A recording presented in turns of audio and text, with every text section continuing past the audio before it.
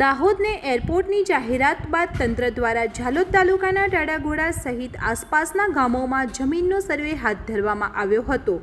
તે સમયે સ્થાનિક ખેડૂતોએ ઉગ્ર વિરોધ દર્શાવી એરપોર્ટ ના બનાવવા માટે રજૂઆત કરી હતી, તેમજ ખેડૂતોની જમીન સરકારને નહીં આપવામાં આવે તેવી ઉગ્ર રજૂઆતો અને આંદોલનો પણ થયા હતા। ત્યારબાદ શારદા અને ટાડાગોડા ગામમાં આવેલી જંગલની જમીન અને સરકારી પડતર જમીનની પસંદગી થઈ હતી અને તે સ્થળે એરપોર્ટ બનાવવા માટેની પ્રક્રિયા હાથ ધરાઈ હતી, જેના ભાગરૂપે આજે એરપોર્ટ ઓથોરિટીના અધિકારી, DLR વિભાગ, મામલતદાર, પ્રાંત અધિકારી, વન વિભાગ સહિતની અલગ અલગ ટીમો પહોંચી હતી। કોઈ અનિચ્છનીય બનાવ ન બને તે માટે એક DYSP, 7 PI સહિત 100થી વધુ પોલીસની ટીમો તૈનાત કરવામાં આવી હતી। ચુસ્ત બંદોબસ્ત વચ્ચે 141 હેક્ટર જમીનમાં ડિમાર્કેશનની કામગીરી હાથ ધરવામાં આવી।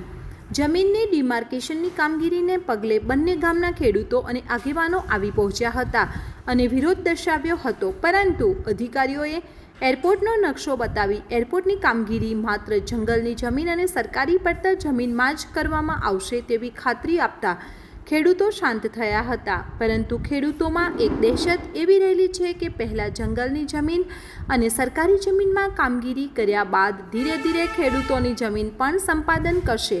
જો ભવિષ્યમાં ખેડૂતોની જમીન સંપાદન કરવામાં આવશે તો ખેડૂતો ઉગ્ર આંદોલન કરશે તેવી ચીમકી પણ ઉચ્ચારી હતી।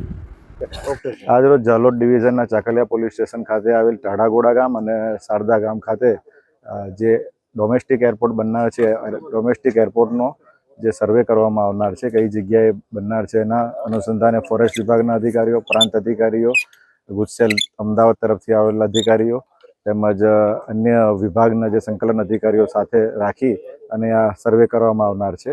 અને જેમાં પોલીસ વિભાગ તરફથી એક DYSP, 6 PI, 8 જેટલા સબ ઇન્સ્પેક્ટર તેમજ 110 જેટલા પોલીસ કર્મચારીઓ હાલમાં હાજર છે અને હાલ શાંતિપૂર્વક માહોલમાં સર્વેની કામગીરી ચાલુમાં છે। દાહોદ એરપોર્ટની જમીનની ડિમાર્કેશનની કામગીરી ચાલે છે।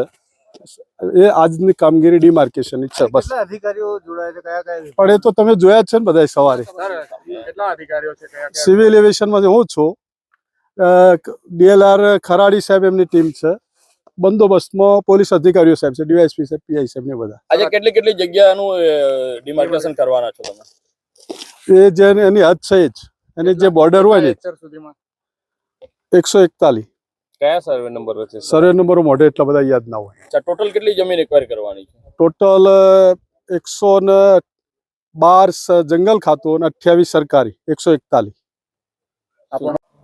સરકારશ્રી દ્વારા અમારા દાહોદ જિલ્લાના ઝાલોદ તાલુકાની અંદર જાણે કે આદિવાસીઓનો તદ્દન ખાત્મો જ કરી નાખવાનો હોય એ દિશાની અંદર માછણ નાળા જળાશય યોજના અંતર્ગત અમારા 10-12 ગામોના જે અમારા આદિવાસી ખેડૂતો હતા એમની જમીન વિકાસના નામે છીનવી લેવામાં આવી।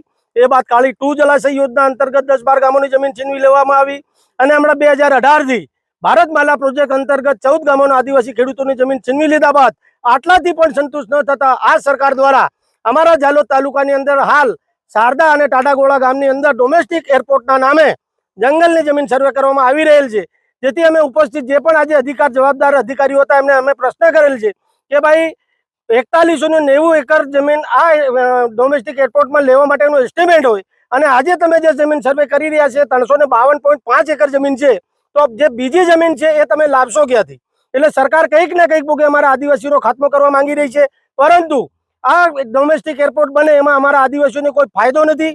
અમારા ખેતરોમાં સિંચાઈનું પાણી મળે તો જ અમારા આદિવાસીઓનો વિકાસ થાય એમ છે, પરંતુ ઝાલોદ તાલુકાના ખેડૂતોને વિકાસના નામે વિનાશ કરવામાં તુલેલી આ સરકાર દ્વારા અમારી જમીન છીનવી લેવાનું જે ષડયંત્ર કરવામાં આવ્યું છે અને આજે અમને લોલીપોપ આપી અને ખાલી જંગલની જમીનનું વાત કરવામાં આવી છે, પરંતુ જો આવનાર સમયની અંદર જે બાકી બચતી જમીન અમારા ગરીબ આદિવાસી ખેડૂતોની ખાનગી જમીન છીનવવામાં આવશે તો અમે સાખી લઈશું નહીં, ઉગ્ર આંદોલન કરીશું અને આત્મહત્યા કરવા કરતા સરકાર અને તંત્ર સામે બાતો ભીડવામાં અમે જરા પણ સંકોચ અનુભવીશું નહીં। મુકેશભાઈ ડાંગી।